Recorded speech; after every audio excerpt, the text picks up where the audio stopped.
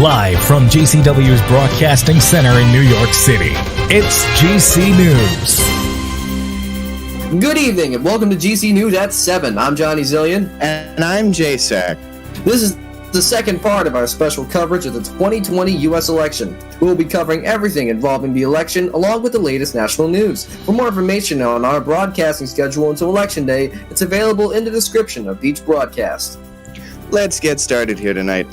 British Prime Minister Boris Johnson on Saturday announced a new month-long lockdown for England after being warned that without tough action, a resurgent coronavirus outbreak will overwhelm hospitals in weeks.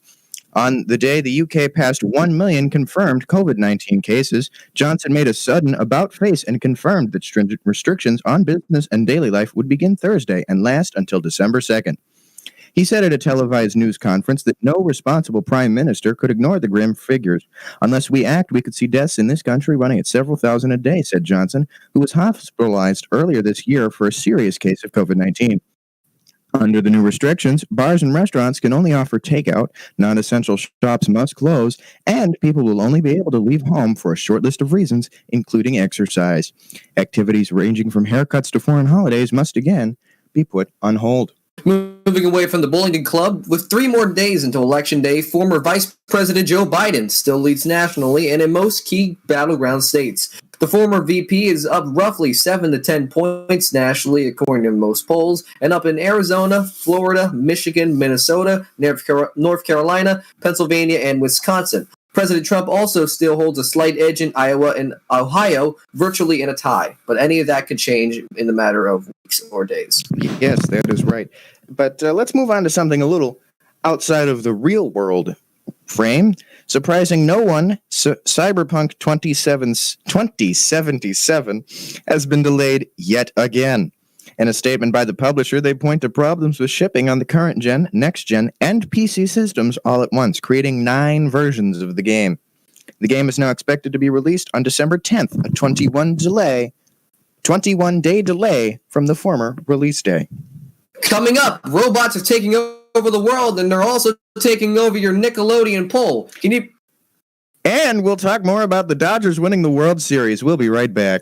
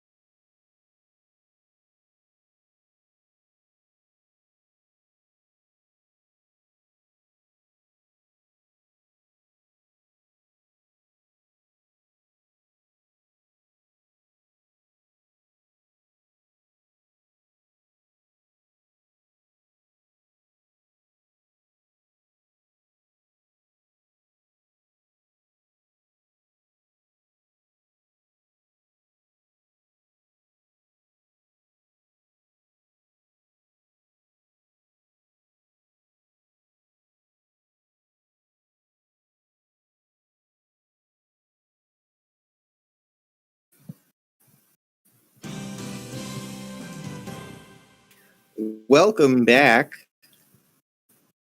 We're going to jump into this story here that Johnny teased earlier. A Nickelodeon poll shows Joe Biden the clear favorite to win the election, at least according to kids.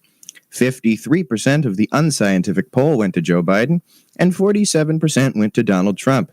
The results were part of the Kids Pick the President tradition Nickelodeon holds prior to a presidential election and were announced during a news special regarding the election. Nickelodeon also announced for the first time ever in the poll's history there were attempts to sway the polling. Nickelodeon said in a statement that they detected forum posts that talked about the poll and ways to bot the vote count. More than 130,000 bot votes were found and deleted. In addition, Nickelodeon added a verification system to verify each vote was being cast legitimately. The situation was announced along with the results on the special. This isn't the first time this occurred, with several examples propping up around the debates, including our very own post-debate poll.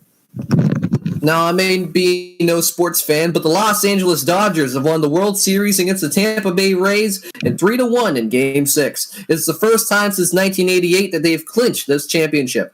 And Corey Seager took home the MVP title for the team. However, Justin Turner of the Dodgers has come under fire for not staying in the dugout after testing positive for COVID-19. A diagnosis came during the 8th inning and was pulled out as a result. He ignored the directive and celebrated with the rest of the team with no masks on. Wow. And finally here, we've got a bit of a sad story. Sir Sean Connery passed away this morning at the age of 90. He was a beloved actor, best known for his role as James Bond from the 1960s. He was also in some other films, such as The Hunt for Red October, Highlander, Indiana Jones and the Last Crusade, and The Rock, and of course, many more. According to his son, Jason Connery, he died in his sleep at his home in the Bahamas. Jason Connery also stated he has been unwell for quite some time. He unfortunately leaves his wife, Michelin, of 45 years, and his 2 children, Jason and Stephanie. Sir Sean Connery won countless awards during his career and will have a legacy that lives on.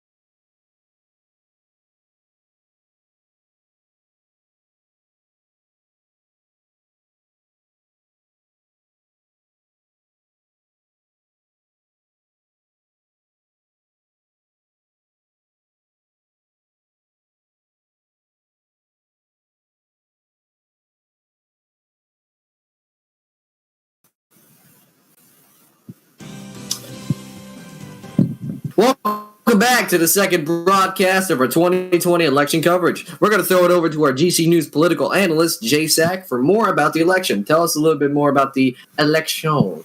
Yes, the election. As you can see behind me, I have the Electoral College map up here behind. And you can see right now, we're looking at Biden having a very good lead here in the Electoral College, but paths to victory are still possible for Trump. This is a very interesting map to look at. You have states like Pennsylvania and Florida and Georgia and even Texas now becoming very competitive battleground states. If Joe Biden could flip Texas, it would be monumental in his election. This is a very close race, and I can't really use this map to demonstrate just how close this race is. We can look at polls, we can look at maps, but there's really nothing that I can use to demonstrate specifically how close this race really is. The fact that Texas is on the line as a competitive state is monumental in this election. Texas is known as a Republican stronghold for many, many years. And now the fact that it's being possibly flipped over to Joe Biden is very, very interesting indeed. States like Pennsylvania have always been competitive, Florida, Ohio. They've all been known as the swing states, which is, they swing. But we're looking right now at some of these polls. In Pennsylvania, Biden has a 4-point lead over Trump. In Florida, he has a 1-point lead over Trump. In Ohio, Joe Biden and Donald Trump are tied. Ohio is usually instrumental in electing a president. Ohio has gone with the winning candidate for many, many, many, many years. And we're looking at an election now where it is possible for Ohio to not be the deciding factor. Yes, John? Well, you did specify in the last GC News elections broadcast that you did mention something about the final presidential debate and how it might be a bit too late to call who's really going to call a comeback, I should say. Does that apply to what's happening right now? Well, in a sense, yes, and in a sense, no. Because a lot of people have already made up their minds. Right now, we're just predicting what they think. We're predicting how they would think, how they would vote. Because a lot of people have already made up their minds, there aren't many unknown variables, but there are a lot of unknown variables. We don't know what these people are thinking. We don't know how these people are going to vote. We just know that they've most likely made up their mind on who they're going to vote for now. This isn't something that we're going to see a lot of flip-flopping of voters, but we're going to see a lot of flip-flopping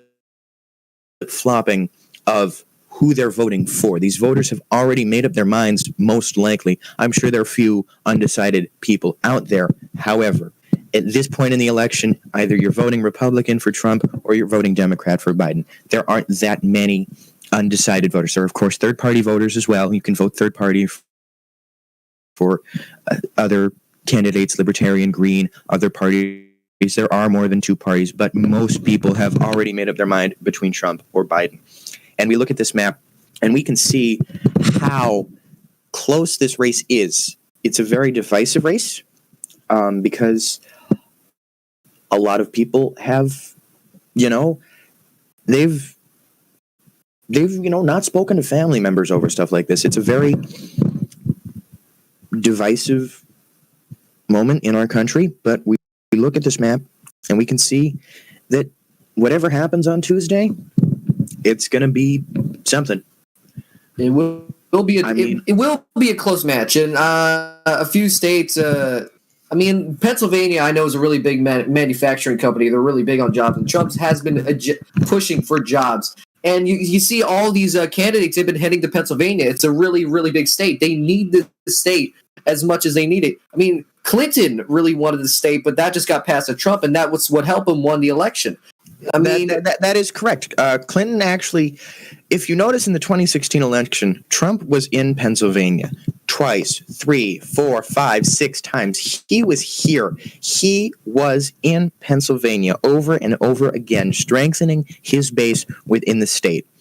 And if you look at Pennsylvania now, Joe Biden has been here. He's been in Scranton. He's been to Scranton. He claims he's from Scranton.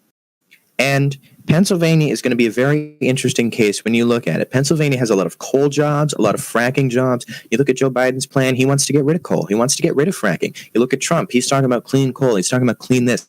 Pennsylvania, I think, will be probably one of the closest races, depending upon how many people in Philadelphia vote. Philadelphia doesn't really vote with the rest of the state. If you look at Pennsylvania, a lot of the state votes red.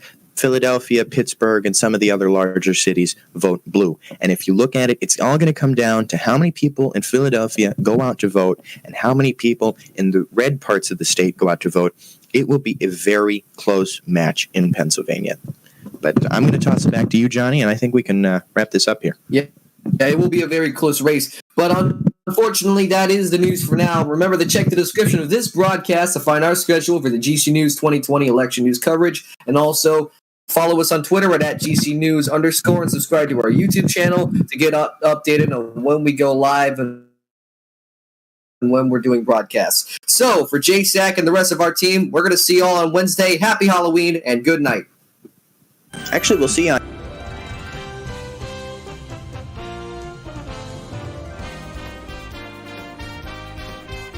Live from GCW.